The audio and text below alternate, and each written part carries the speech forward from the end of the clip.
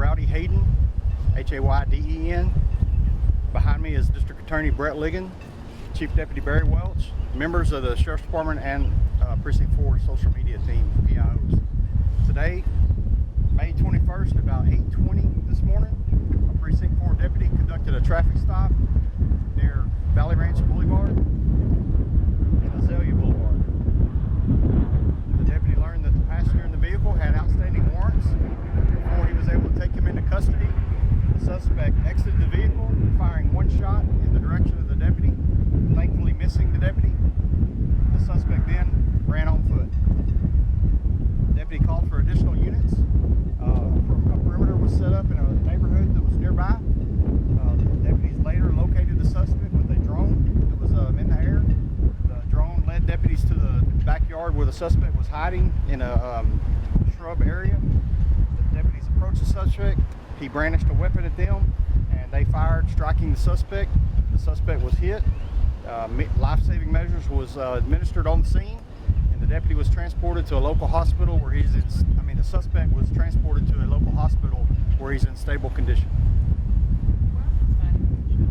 That's unknown at this time. He had misdemeanor warrants.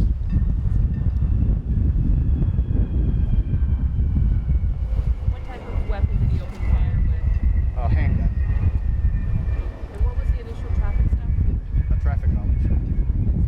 Speeding and running stop sign? I'm not sure at this time, but it was a traffic violation. The deputy that stopped him was a traffic unit working in the area. Was it driving? The suspect was a passenger in the vehicle, not the driver.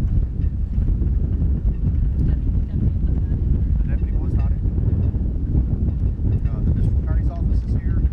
The Texas Rangers are here also doing a lateral investigation, as well as the district attorney's office and the Montgomery County Sheriff's Office. My name is Brett Ligon, B-R-E-T-T-L-I-G-O-N. I'm the district attorney of Montgomery County. Every time there's an officer-involved shooting, there's going to be lateral investigations. We do not allow the agency that discharges the weapon to be the primary investigative agency, because what you want is transparency in law enforcement. One of the things that we're going to insist on at the DA's office is that everything that an officer does, it either has to be justified or reviewed by a grand jury. This case is certainly no different. But because of the ubiquitousness of video, once again, we're not going to make a mystery out of this. So the drone that is overhead captures much of the action. The video cameras are attached to the store, captures the initial discharge from the suspect. It's very clear the suspect runs, takes residence or hides in a neighborhood that had nothing to do with this.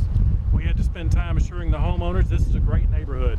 East Montgomery County is a great place to live. Montgomery County is a safe place to live. But when you have people coming in to Montgomery County, whether they're from out of state or from another community, and they don't know the way that Montgomery County is policed proactively by the Precinct 4 Constable's Department, by the Sheriff's Department, or any other agency.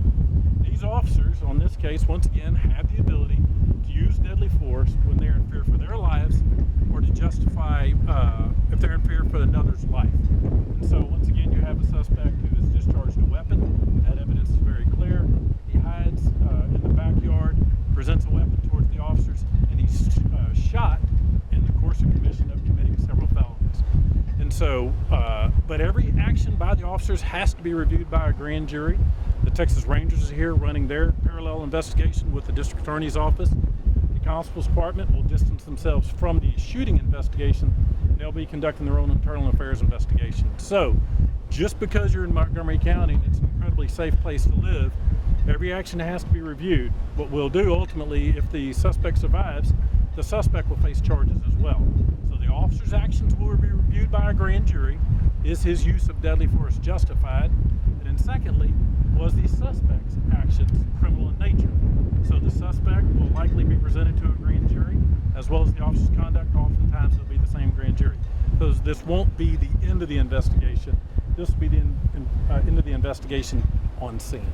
Anybody have any questions for me? Female, any charges on the driver? At this point, there are no charges that I'm aware of on the driver. She has been cooperative.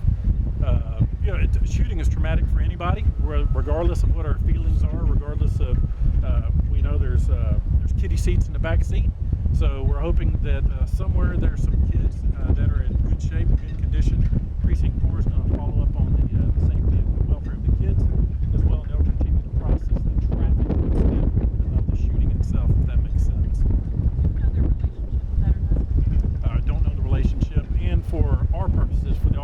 shooting and for his conduct, the relationship wouldn't matter to me unless it was some type of a battery or some type of an assaultive offense. When the law matters in regards to that, it doesn't matter who you are. If you're shooting at an officer, you don't get protection, special protection to shoot at a cop. Is that a little bit excessive, saying that he only had misdemeanor charges and now To which part? For him to run and shoot for at a him to- cop? Yeah, for him to shoot at a cop. You know, I don't know why people shoot at police officers. I don't know why people disobey commands of an officer. I don't know why people would present a firearm. I don't know why people would. I'm just glad that there are men and women in Montgomery County that are ready to lead rough lives, and on behalf of people in the community to lead peaceful lives. So once again, we'll investigate everything thoroughly, but there's not a whole lot of mystery going on here, if that makes sense. Was he local? No, his residence wasn't local, is what my understanding is. He was not from Montgomery County, nor do I believe he's from Texas. And just a clarification, he is in stable condition right now. Yes, it's my understanding he's expected to survive. We hope that he does. I mean, there's not an officer out there that goes into an incident wanting to see a loss of life. No one I've worked with in 29 years, whether the DA's office or in practice, actually goes out there and trying to take somebody's life. They will fire to defend themselves, which is the only justification they have. So I don't think anybody's praying for his demise.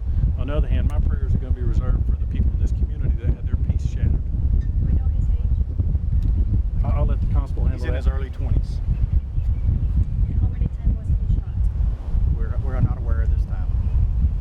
Just one clarification, right? You said the video is clear, and I saw you Yes. watching the drone footage. Yes. Can you just sort of describe what you see as the officers approach him? It was pretty much as I described it here, and so the suspect on the suspect from the traffic stop had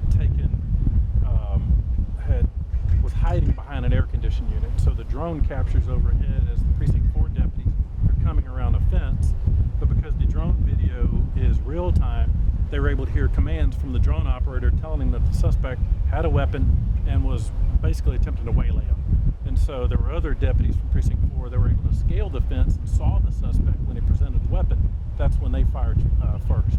And so whether it's the video that captured that or whether it's the video from here, like I said, this is